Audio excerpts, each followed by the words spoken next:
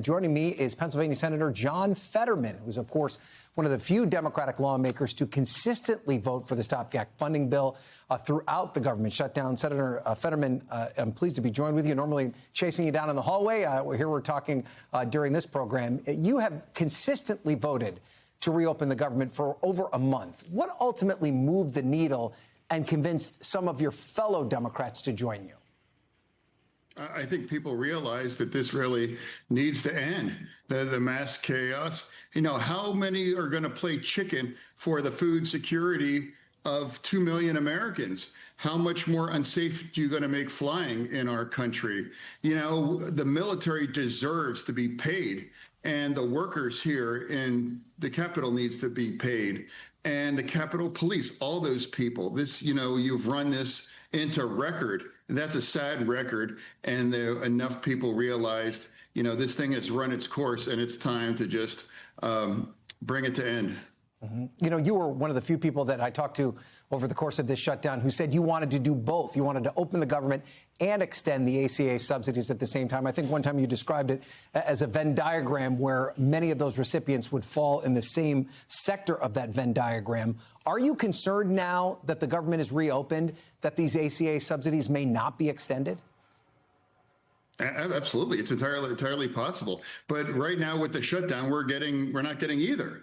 You know, and it's like, you know, like talk to hungry people. I don't think they're interested in the political game or the next fundraising email from people that are profiting off of it. So what I'm saying, it's like, as a committed Democrat, it's wrong to shut our government down. We were very critical of the Republicans to do it appropriately. And now for me, the people that I really fight for are the food insecure and the unions, and all of the unions that have been involved in that are saying this has to end. This has to end. At this point, you know, it's run its course. And now enough people finally realized that we're going to put country over the party at this point. All right, but let's talk about the next stage of this debate over the Affordable Care Act subsidies. You've been guaranteed a vote by Senate Republicans. How important is it for Democrats now to negotiate a plan that can get 60 votes? And do you think that's possible, that you can strike a deal with Republicans and Democrats to extend those credits for a vote in December? Well, I can guarantee where my vote will be. It's absolutely, I voted for it countless times. Well, now two things must be true: that we should never shut our government down, or we should reopen it. And now I absolutely support those tax credits for the ACA. You know, two things must be true. That's part of democracy, and that's part of where we are right now. And all of the criticism and the lectures from the blue states, they're not going to feed 42 million Americans. They're not going to pay our military. But this vote, my vote will, and the others of the 7 others, they all understand that we can bring flying in America back to normal as we're approaching Thanksgiving. And now we can all of us, there's not a single Democrat in this town that I've met that we all agree that we want to extend those tax credits. And I do believe there might be a critical mass of Republicans to do that thing. That's where we are, because under this shutdown, millions and millions of Americans were being punished, and they weren't getting, you know, paid, they weren't getting fed, and we weren't getting those kinds of tax credits that we all want. It was a loser, and it was the wrong thing. So let's say that you aren't successful in this vote in December, that even if it passes the Senate, it doesn't get a vote in the House, or it doesn't pass the House. How concerned are you that these subsidies will not be extended in the millions of people who benefit from those subsidies? I think 22 million people across the country will just be left with a huge premium hike. Is that something Democrats can accept at this point? Of course I'm concerned about that. Of course I want those things. You know, let's compare the picture in my state, Pennsylvania. 2 million Pennsylvanians, you know, rely on SNAP to feed themselves or their families. Around 400,000, you know, get those kinds of tax credits. Now we fight for both. And right now, I'm one of the Democrats that refuse to play chicken with 42 million's ability to feed themselves and their family and pay our military and those things. You know, and if a Democrat in my caucus has a problem with those, you know, that's certainly not the big tent kind of party that we need to win. Do you, though, have any concern about the way this unfolded for Democrats, that it could undermine the party's momentum heading into a crucial election year?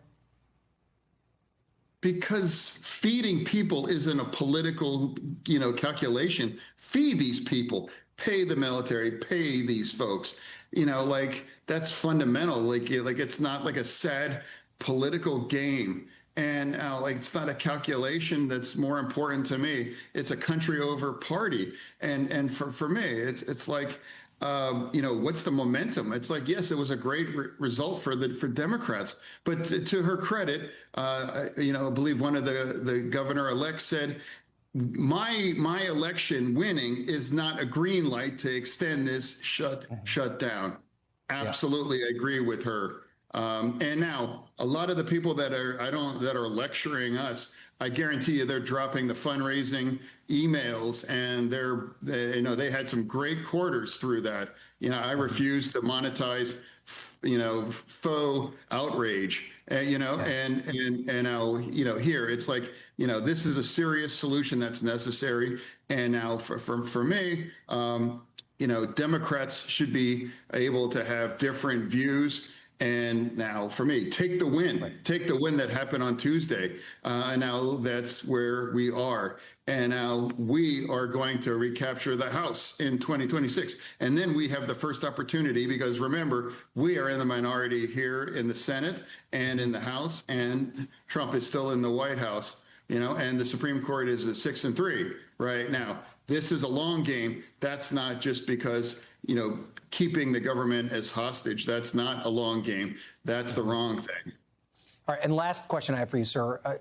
Your assessment of how Leader Chuck Schumer has handled this shutdown. He was one of the driving forces behind it, which you obviously were opposed to. Now he's getting quite a bit of heat from your progressive colleagues that he allowed 8 of you to vote yes on this. Do you think Chuck Schumer still has the confidence? He didn't allow me to vote. It's like I'm going to vote. Yeah.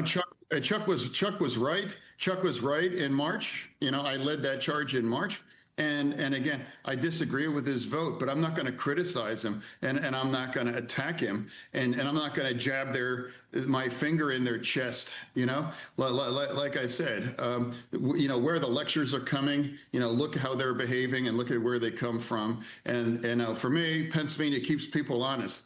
And now we have to find a way forward. And this is the kind of state that has to win, whether in 26 or in 28 now, right now. This is, but I don't want to get lectures about we have to be a Big Ten Democrat. As a Democrat, a committed Democrat, voting Democrat 90% of the time, if I'm not able to just say, hey, it's wrong to shut our government down. And now I think it's time to, where's the problem here? Okay. Senator John Fetterman, thank you for your time, sir. We appreciate it. Thank you.